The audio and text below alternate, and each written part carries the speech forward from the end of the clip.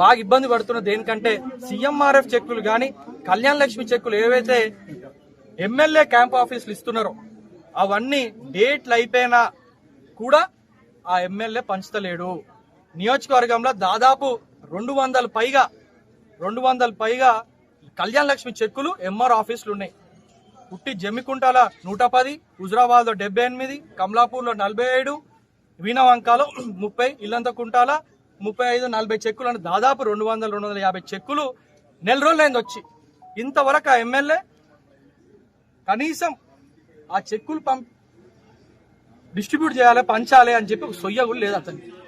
మరి ఈ రకంగా అతని పనితీరు ఉంటుంది, ప్రజలు ఇబ్బంది పడుతుంది. ఇప్పటికైనా చెప్తున్న ఎమ్మెల్యే గారు, మీరు మమ్మల్ని పంచనిస్తలేరు అంటే కోర్టుకు పోతున్నారు, ప్రోటోకాల్ అని మాట్లాడుతున్నారు. మీరేం చేస్తున్నారు? మా ప్రభుత్వం చెక్కులు, మా ప్రభుత్వం డబ్బుల్ని మరి ఎందుకు పంచుతలేరు? ఇప్పటికీ వచ్చిన సంవత్సరం లోపలనే దాదాపు సీఎంఆర్ఎఫ్ కి 1000 కోట్లు ఖర్చు చేసినాం. ఏది ఉట్టి సీఎంఆర్ఎఫ్ చెక్కులు మొత్తం రాష్ట్రంలో. మరి మేము మా ప్రభుత్వం రేవంత్ రెడ్డి గారు ఇచ్చే డబ్బులు కూడా నువ్వు పంచలేకపోతే సొయ్య లేకుండా ఉంది. ఇప్పుడు మేము డిమాండ్ చేస్తున్నాం, లబ్ధిదారులందరూ చాలా వచ్చి ముట్టడి చేస్తారు. ఇమ్మీడియట్ గా ఆ చెక్కులు పంచాలి. మేము ఆర్డీఓ గారికి కూడా, ఇక్కడ ఎంఆర్ఓ గారు, ఇక్కడ అడిషనల్ కలెక్టర్ గారు కూడా మేము రిక్వెస్ట్ చేస్తున్నాం.